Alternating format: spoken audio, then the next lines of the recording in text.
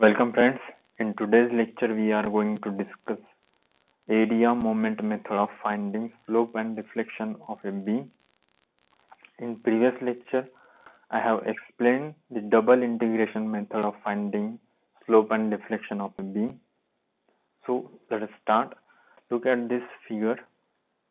That means this is the second part of this series, second video of this slope and deflection beam method. That means in previous lecture we have discussed the first method of finding slope and deflection of the beam. Now by second method we will find the slope and deflection, and again we will compare the values whether we are getting the same results or not. After explaining this figure and theorem 1 and 2, I will solve a simple problem and then we will discuss the results and compare the results with the previous method. For that I will show you the previous slides also, which I have discussed in previous lectures. Now look at this figure. Here you can see there is a beam, simply supported beam. It is showing that there is a deflection due to its self load, let us say UDL, and the centroidal axis is undergone a particular deflection and having a particular slope. If this is R is the radius of this curvature, then we can say that if I will draw here separately, radius is smaller, let us say this much is the radius, then you can see the curvature will be larger. The length of this curvature will be larger. As we will go on increasing the radius, the curvature will be smaller. So we can say that curvature is inversely proportional to R, or 1 by R is directly proportional to curvature. And that means in short, if the radius is large, we will get flat surface. If let us say R is infinity, then there will be a straight line of this centroidal axis. That means no deflection. Now you can understand it. It may be clear to you. Here we have given equation number 1 to this equation, that is curvature is inversely proportional to R, and we know that this equation E by R is equal to M by I. We have used it in previous lectures also, from where we can write 1 by R is equal to M by EI. Now comparing this equation 1 and 2, what we will get, curvature equal to M by EI. Alright, from now onwards curvature will be M by EI. That means whenever you will find this value M by EI, you can call it as a curvature. Whenever if we will draw a diagram of a moment, that is bending moment diagram, if we will divide this M with EI, what we will get, the diagram of M by EI. That means it is nothing but the diagram of curvature diagram. Okay. Now let us look at this theorem number 1.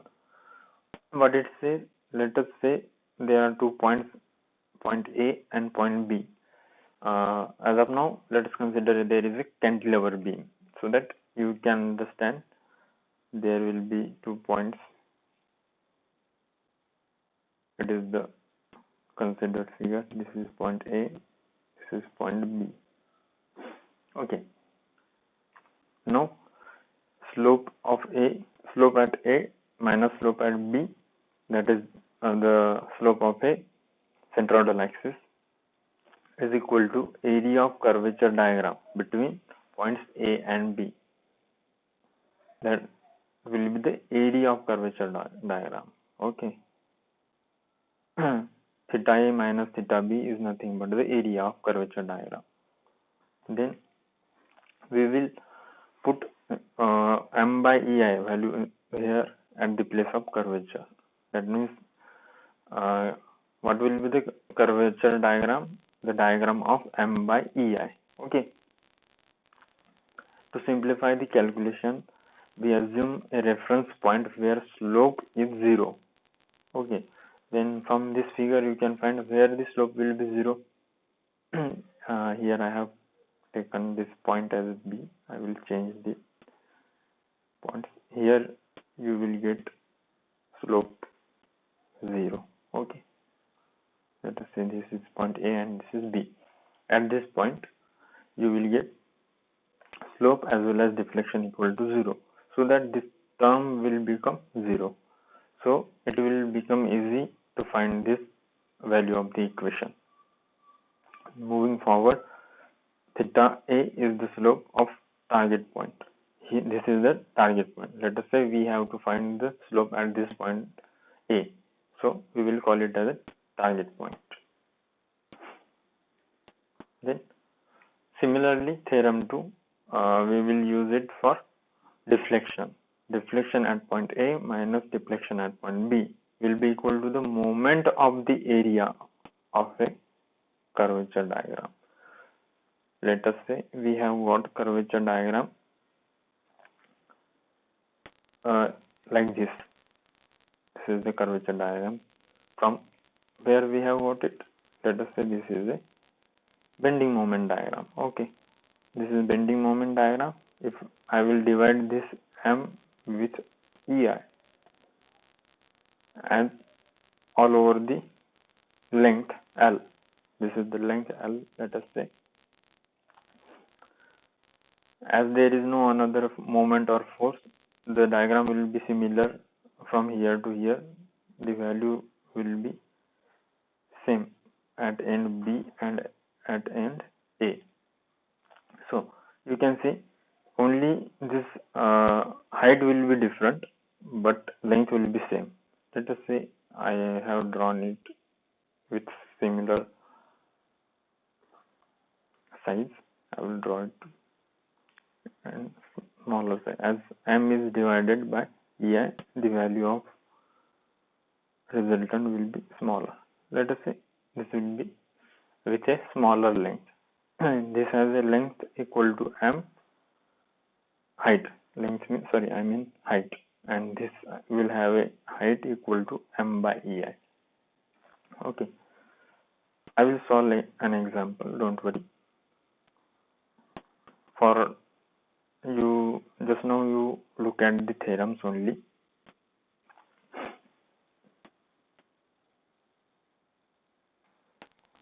Ya minus Yb equal to the moment of the area, which I have shown the last diagram. Moment of that area, M by EI diagram, that area, we will take moment of that area. That means we will multiply that area with the distance from the centroid point.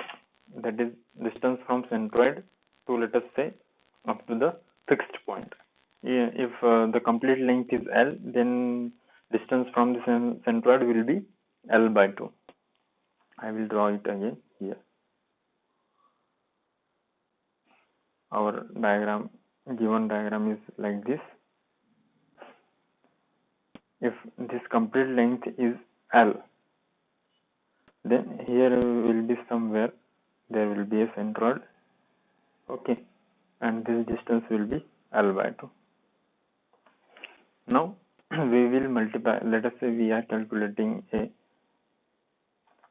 actually this point was B, right? We are calculating or taking moment at point A. Keep in mind, we will find take moment at free end. So our M by EI diagram was like this. M by EI.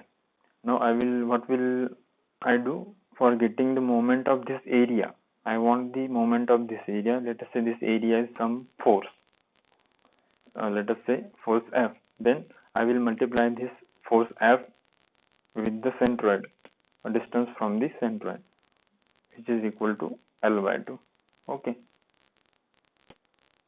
And you know the value of this force is M by EI. We have find it in previous slide. So this is nothing but the moment of the area M by EI diagram between points A and B. To simplify the calculation, take a reference point where the value will be 0 for YB. That means this value becomes 0. So YA equal to be the moment of the area of this diagram. So I think if you have any confusion, look at this example 1. It will be clear to you. I will keep this diagram as it is. Let us find the slope theta dy by dx, theta b. In this diagram, our point B is this one, and in previous diagram, point was the fixed point. B point was the fixed point. So don't confuse. Let us draw bending moment diagram first. We will draw the bending moment diagram for this figure. We have studied how to draw this bending moment diagram in SFD and BMD video that I have explained previously. You can check in previous lectures or videos. It will be like this. We have taken M on the y-axis and L on the x-axis. So as there is no any other moment from this end to this end, so diagram will be rectangular. There will be no up and down. Now we will divide this by EI, this M by value EI. So we will get the diagram for M by EI. Just what will happen, because of division, if we divide any value by some positive number, the resultant gets reduced. So the diagram will be similar, just its height will be lesser. Here you can see, you can identify the change in heights as it is creating hogging. This moment is creating hogging. Here you can see there will be a such type of bending. Okay, and we put negative sign in case of hogging, right? Look at here. Now we have got this M by EI diagram, and what our theorem 1 says, the area, complete area is nothing but theta B minus theta A. That is difference between the slopes and two endpoints. We know that at point A, and that is at fixed point, the slope will become equal to 0. And what is the area? You know that we get area of any rectangle by multiplying length into height. Length is L. Here also length is L. And height, you know that this much is the height denoted by M by EI. So we will multiply length into height or height into length, M by EI into L. Here we have got the area. And in first theorem we have seen that area is nothing but equal to the difference between the slopes of two endpoints. As you know that at fixed point slope is 0. So what will our equation become? Theta B equal to ML by EI. You can compare this value with the previous double integration method. I will show you here the previous slides.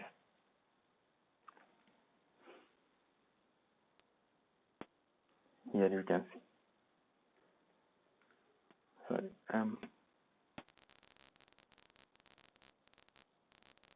this value dy by dx, that is nothing but theta, and you can see that for which diagram we have derived this value. This is the diagram.